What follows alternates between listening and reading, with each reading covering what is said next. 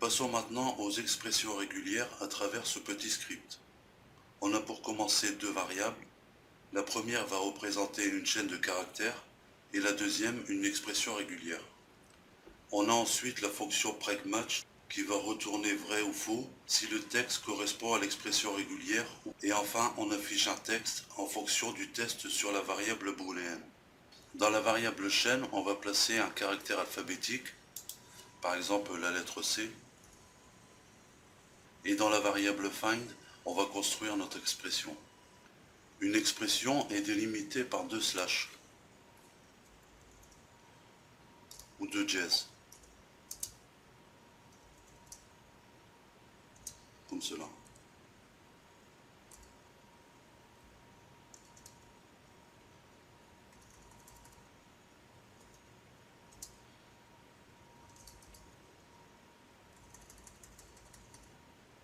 Et à l'intérieur, on met ce qui doit être vérifié.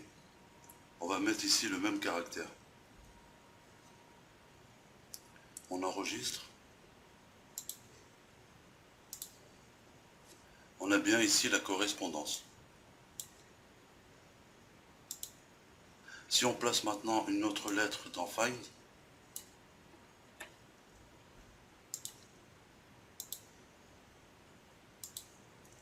cette fois-ci ça ne correspond plus, puisque C est différent de T.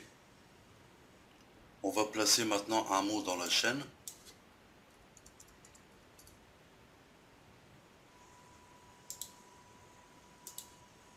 Le caractère T se trouve bien dans le mot AZERTY. Pour rechercher n'importe quelle lettre non accentuée plus le underscore,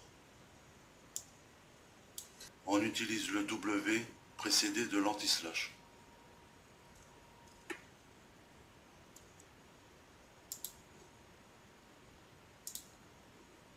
Et cette fois-ci encore, l'expression est vérifiée. Si on ajoute un underscore,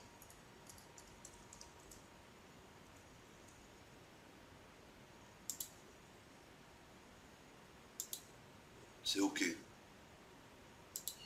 Si on a une chaîne vide,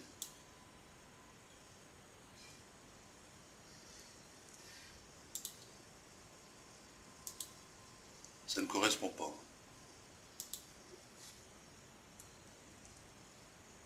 Si on ajoute n'importe quel chiffre dans notre expression, représenté par l'anti-slash D,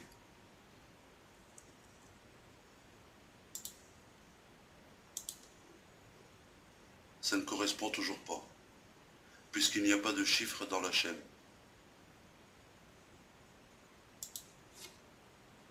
On va ajouter un chiffre à la chaîne.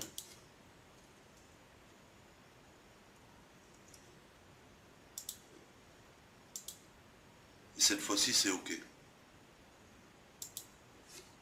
Par contre, si on place le chiffre avant les lettres,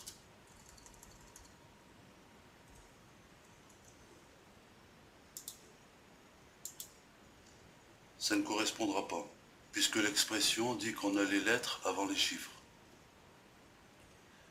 Passons à des expressions un peu plus complexes. On voudrait que notre chaîne soit sous ce format. On a d'abord une lettre qui correspond à une ville, par exemple Paris, et une suite de chiffres qui correspond au code postal, par exemple 75 11e. Donc dans notre expression, on va placer le P, le tiret,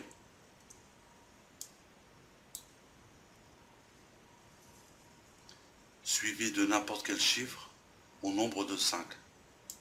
Et pour cela, on place entre accolades le chiffre 5.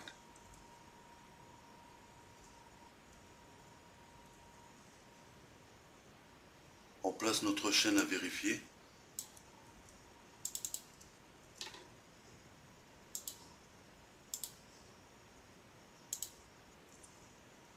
On a bien P tiré suivi de 5 chiffres.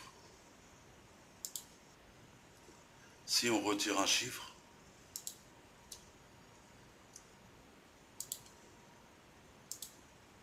cette fois-ci la condition n'est plus respectée. Maintenant, si on place plus de 5 chiffres,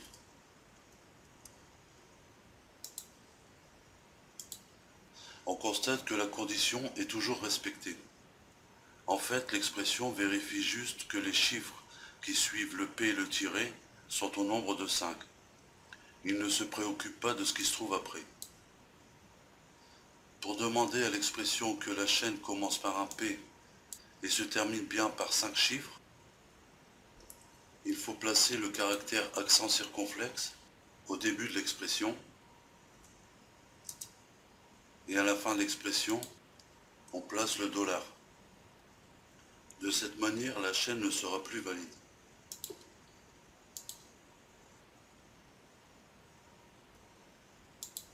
On va remettre 5 chiffres.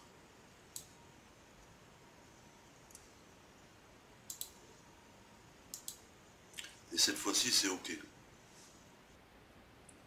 Si on met une autre lettre que le P, par exemple P en minuscule,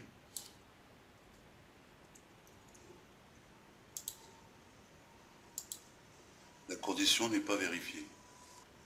Si on veut avoir le choix entre plusieurs lettres, on place ces lettres entre crochets.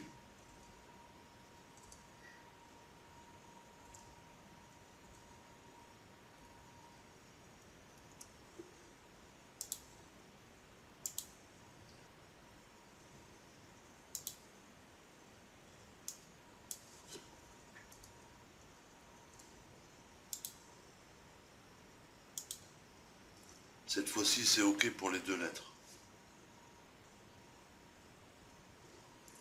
Maintenant, si on voulait n'afficher que le code postal sans le P et le tiret,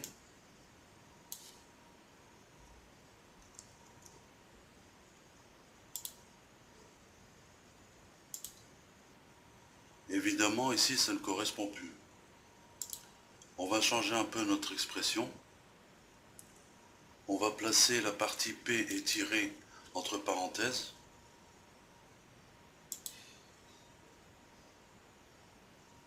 Suivi d'un point d'interrogation, ce qui signifie que cette partie est facultative. Elle peut être présente 0 ou une fois. Donc on enregistre. Et cette fois-ci, c'est bien valide. Si on remet le P et le tiret,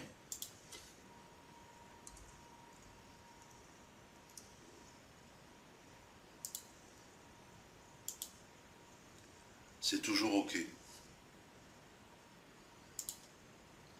Si on retire le tiret de la chaîne,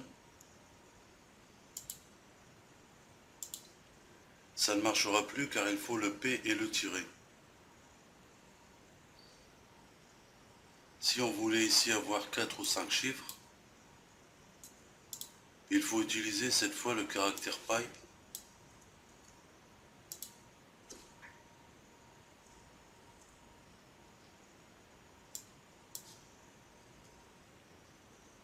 et placer le tout entre parenthèses.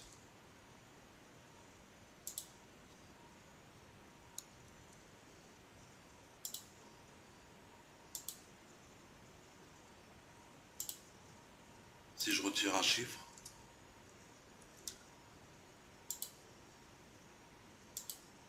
c'est toujours bon. Si j'en rajoute 2,